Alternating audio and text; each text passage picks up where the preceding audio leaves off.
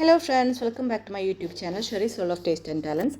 അപ്പോൾ വിഷുവൊക്കെ വരില്ലേ, വിഷുവിന് ഉണ്ടാക്കാൻ പറ്റിയ ചക്കയും കൊണ്ടുള്ള വെറൈറ്റി ആയിട്ടുള്ളൊരു ഉണ്ണിയപ്പാണ് ഞാൻ ഈ വീഡിയോയിൽ കാണിക്കുന്നത്. വളരെ പെർഫെക്റ്റ് ആയിട്ട് ഇൻസ്റ്റൻ്റ് ആയിട്ട് നമുക്ക് വളരെ പെട്ടെന്ന് ഉണ്ടാക്കിയെടുക്കാൻ പറ്റും. അപ്പോൾ അതെങ്ങനെ ഉണ്ടാക്കാൻ നോക്കാം. അതിന് വേണ്ടിയിട്ട് ഞാൻ കുറച്ച് ചക്ക ഇവിടെ എടുത്ത് വെച്ചിട്ടുണ്ട്. എനിക്ക് കുറച്ച് കുറവ് ചക്കള കിട്ടിയത്.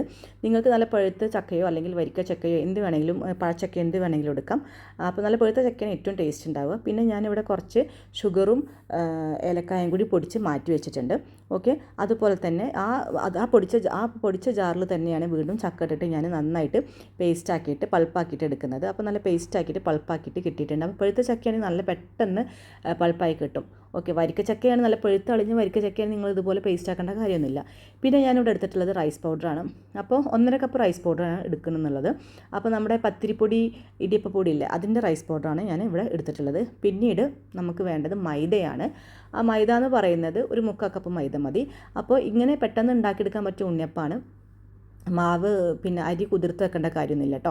പിന്നെ അതിൽ ഉപ്പ് ആഡ് ചെയ്തിട്ടുണ്ട്. പിന്നെ അതുപോലെ തന്നെ ഞാൻ കുറച്ച് ജാഗരി സിറപ്പ് ഉണ്ടാക്കി വെച്ചിട്ടുണ്ട്. നല്ല കറുത്ത ശർക്കരയുടെ ജാഗരി സിറപ്പ് ഉണ്ടാക്കിയിട്ട് ആ ചൂടുള്ള സിറപ്പ്, ഏറ്റവും ചൂടുള്ള സിറപ്പാണ് നമ്മൾ ഈ പൊടിയിലോട്ട് ഒഴിച്ചു കൊടുക്കുന്നത്. പൊടിയിൽ ഒഴിച്ചു കൊടുക്കുമ്പോൾ തന്നെ അത് ഇളക്കിയും കൊണ്ടേയിരിക്കണം.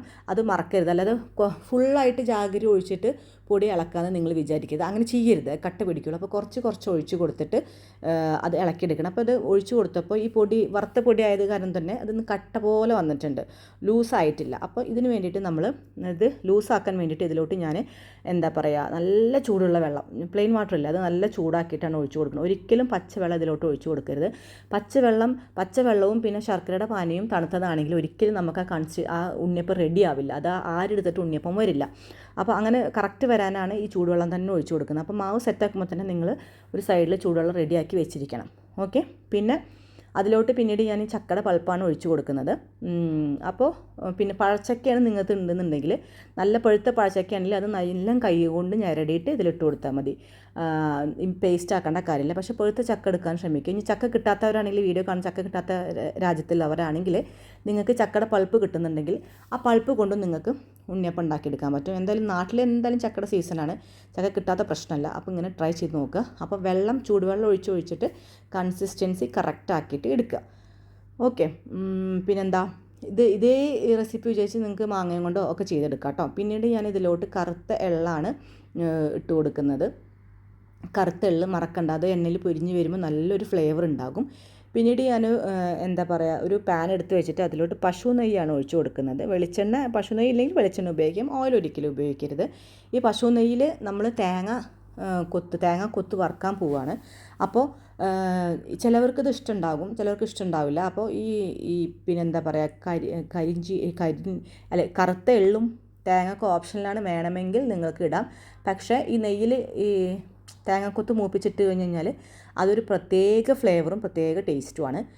അപ്പോൾ അതാ തേങ്ങ ബ്രൗൺ കളറായി, അത് ഞാൻ മാവിലോട്ട് ഒഴിച്ചു കൊടുക്കുകയാണ്. ഓക്കെ, അപ്പോൾ നമ്മുടെ മാവ് സെറ്റായിട്ടുണ്ട്.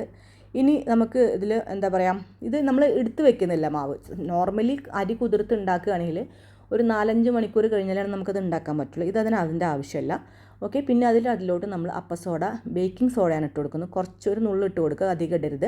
എന്നിട്ട് നന്നായിട്ട് മിക്സ് ആക്കണം, അല്ലാന്നുണ്ടെങ്കിൽ അവിടെ ഇവിടെയും കട്ട പിടിച്ചിട്ടിരിക്കുള്ളൂ. പിന്നെ ഒരു പാൻ, ഉണ്ണിയപ്പച്ചട്ടി വെച്ചിട്ടാണ്, നോൺ സ്റ്റിക്കിന് ഉണ്ണിയപ്പച്ചട്ടിയാണ്. അതിലോട്ട് ഫുൾ ഒഴിച്ച് കൊടുക്കരുത്, എണ്ണ പകുതി ഒഴിച്ച് കൊടുക്കുക, കുഴിയുടെ പകുതി ഒഴിച്ച് കൊടുക്കുക. എന്നിട്ട് ചൂടുള്ള എണ്ണ ഉള്ളപ്പോൾ തന്നെ മാവ് ഒഴിച്ച് കൊടുക്കുക. ചൂടാറിയിട്ട്, അതായത് മീഡിയം ഫ്ലെയിമിൽ നിങ്ങൾ മാവ് ഒഴിച്ച് കൊടുക്കരുത്. അതിൻ്റെ അടി പൊന്തി വരില്ല. ഓക്കെ, ആരെടുത്ത് വരുന്നുണ്ടെങ്കിൽ ഈ പറയുന്ന ടിപ്സുകളെല്ലാം നിങ്ങൾ ശ്രദ്ധിക്കണം.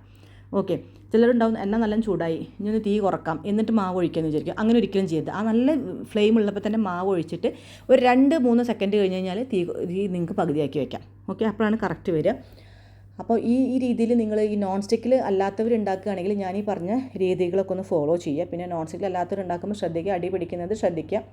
ചട്ടി നല്ല മയങ്ങിയ ചട്ടിയിൽ വേണം ഉണ്ണിയപ്പം ഉണ്ടാക്കിയെടുക്കാൻ. എൻ്റെ ഫസ്റ്റ് ട്രിപ്പ് ഇച്ചിരി കഴിഞ്ഞ് പോയിട്ടുണ്ടായിരുന്നു. ഞാൻ ഒരു ഫോണിൻ്റെ കോൾ വന്നപ്പോൾ അങ്ങോട്ട് മാറിപ്പോയതാണ്. പക്ഷേ സെക്കൻഡ് ട്രിപ്പ് നന്നായിട്ട് വന്നിട്ടുണ്ട്. പിന്നെ എനിക്ക് ഒരുപാട് വട്ടം ഞാൻ ഇതേ റെസിപ്പി ഉപയോഗിച്ചിട്ട് ഒരുപാട് വട്ടം ഞാൻ ഉണ്ണിയപ്പം ഉണ്ടാക്കാറുണ്ട്. എനിക്ക് പെർഫെക്റ്റ് ആയിട്ട് വരാറുണ്ട്. മാവ് ഒഴിക്കുമ്പോൾ തന്നെ നിങ്ങൾക്ക് മനസ്സിലാവുന്നുണ്ടല്ലോ, അത് നന്നായിട്ട് പൊന്തി വരുന്നുണ്ട് എന്നുള്ളത്. ഇനി ഇത് കഴിക്കുമ്പോൾ നല്ല സോഫ്റ്റുമാണ്, നല്ല ആരെടുത്ത് വന്നിട്ടുണ്ട്. നമുക്ക് ഇൻസ്റ്റൻ്റ് ആയിട്ട് ഉണ്ടാക്കിയതാണ് എന്ന് പോലും നമുക്ക് തോന്നില്ല. അരിപ്പൊടി മൈദ ഉപയോഗിച്ചിട്ട് ഉണ്ടാക്കിയതാണ് എന്ന് പോലും തോന്നുന്നു. അത്രയും പെർഫെക്റ്റ് ആയിട്ട് ഉണ്ണിയപ്പം വന്നിട്ടുണ്ട്. കാണുമ്പോൾ നിങ്ങൾക്ക് മനസ്സിലാവുന്നുണ്ടല്ലോ അല്ലേ? അപ്പോൾ ഇതാ സെക്കൻഡ് ട്രിപ്പ് വളരെ പെർഫെക്റ്റ് ആയിട്ട് വന്നിട്ടുണ്ട്. പിന്നെ നല്ല കറുത്ത ശർക്കര ആയതുകൊണ്ട് തന്നെ നല്ല കളറിൽ വന്നിട്ടുണ്ട്. ശർക്കര കളറില്ലെങ്കിൽ ഉണ്ണിയപ്പം ഒരു ഒരു എന്താ പറയുക, ആ പെർഫെക്റ്റ് ആയിട്ടുള്ള കളർ നമുക്ക് കിട്ടില്ല. അപ്പോൾ ഉണ്ണിയപ്പൊക്കെ ഇവിടെ സെറ്റായിട്ട് വന്നിട്ടുണ്ട്. അപ്പോൾ ഇതാ നമ്മുടെ ഉണ്ണിയപ്പം റെഡി ആയിട്ടുണ്ട്. വളരെ പെർഫെക്റ്റ് ആയിട്ടും സെറ്റായിട്ട് വന്നിട്ടുണ്ട്. ഉണ്ണിയപ്പത്തിൻ്റെ കുഴി എന്താ ഡെപ്ത് കുറവായിരുന്നു. കുഞ്ഞു കുഞ്ഞു ഉണ്ണിയപ്പമാണ്, എന്നാലും കുഴപ്പമില്ല. അപ്പോൾ നമുക്ക് ഈ ഉണ്ണിയപ്പം ഒന്ന് പൊട്ടിച്ച് നോക്കാം. എന്നിട്ട് നിങ്ങൾക്ക് കാണിച്ചു തരാം ഇൻസ്റ്റൻ്റ് ആയിട്ടുള്ള ഉണ്ണിയപ്പം എങ്ങനെ പെർഫെക്റ്റ് ആയിട്ടുണ്ടോ എന്നുള്ളത്. അപ്പോൾ ഇതാ ഞാൻ പൊട്ടിച്ച് നോക്കണം. അതാ അതിൻ്റെ ഉള്ളിൽ നന്നായിട്ട് ആരെടുത്ത് വന്നിട്ടുണ്ട്, കട്ടയിട്ട് നിന്നിട്ട് നല്ല ആരെടുത്ത് വന്നിട്ടുണ്ട്. അപ്പോൾ നിങ്ങൾ വീട്ടിൽ ചക്കൊക്കെ ഉള്ളവർ വിഷുവിന് ഇതുപോലെ ചക്കയും കൊണ്ടുള്ള ഉണ്ണിയപ്പം നോക്കുക. വെറൈറ്റി ആയിട്ടുള്ള റെസിപ്പിയാണ്. പിന്നെ നിങ്ങൾക്ക് എല്ലാവർക്കും എൻ്റെ വീഡിയോ ഇഷ്ടമായെന്ന് വിചാരിക്കുന്നു. ഇതുപോലുള്ള വീഡിയോസായിട്ട് ഞാൻ വീണ്ടും വരുന്നതായിരിക്കും. Thanks for watching.